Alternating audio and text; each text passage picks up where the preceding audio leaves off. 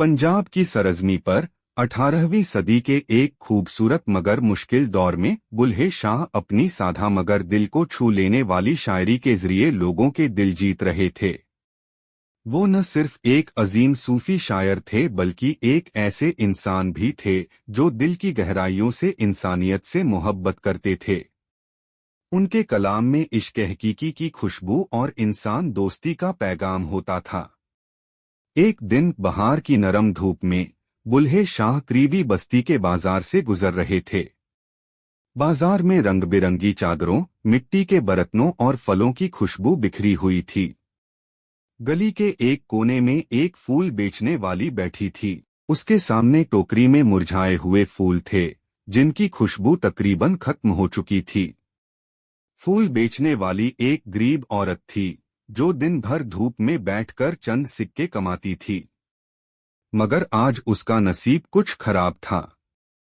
गाहक आते, फूलों की तरफ देखते और बिना खरीदे आगे बढ़ जाते। बुल्हे शाह ने करीब जाकर कहा, बीबी, तुम्हारे फूल क्यों नहीं बिकते? औरत ने थकी हुई आवाज में जवाब दिया, बाबा जी, ये फूल सुबह से मुरझा गए हैं, खुशबू भी नहीं रही। अब कौन खरीदेगा? बुल्हे शाह मुस्कराए और आहिस्ता से बोले, क्या मैं तुम्हारे फूलों पर एक दुआ पढ़ दूं? औरत ने हैरत से देखा, फिर तंजिया हंसी के साथ कहा, बाबा जी, दुआ से मुरझाए फूल खिल उठेंगे क्या? बुल्हे शाह ने अपनी आंखें बंद की, अपने रब की हम्द व सना में चंद अशार पढ़ना शुरू किए। उनकी आवाज में ऐसी मिठास थी कि बाजार का शोर भी मगदम हो गया। जैसे ही उन्होंने फूलों की टोकरी पर हाथ रखा, एक अजीब मंजर हुआ। मुरझाए फूल आहिस्ता आहिस्ता खिलने लगे, उनमें खुशबू भर गई और रंग मजीद निखर गए। औरत हैरान रह गई। उसने अपनी आंखें मल लीं, मगर ये ख्वाब नहीं था। करीबी लोग भी रुक गए और इस मंजर को देखकर दंग रह गए। अब हाल ये था कि जो गाहक पहले फूल खरीदने में दिलचस्पी नहीं ले रहे थे, वो दौड़कर आने लगे। औरत की टोकरी से खुशबू ऐसे फैल रही थी कि लोग खींचे चले आ रहे थे।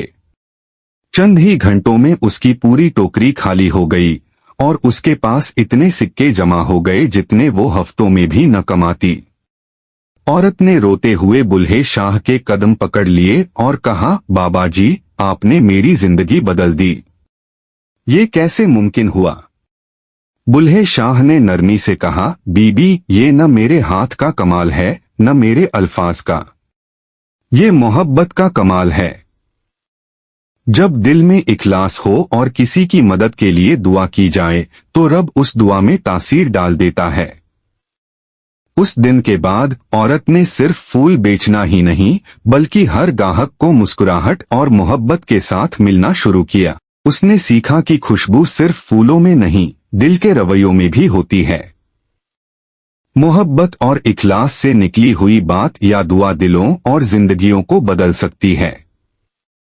कभी किसी की मदद को मामूली न समझो, क्योंकि तुम्हारी एक छोटी सी नेकी भी उसके लिए जिंदगी का सबसे बड़ा सहारा बन सकती है।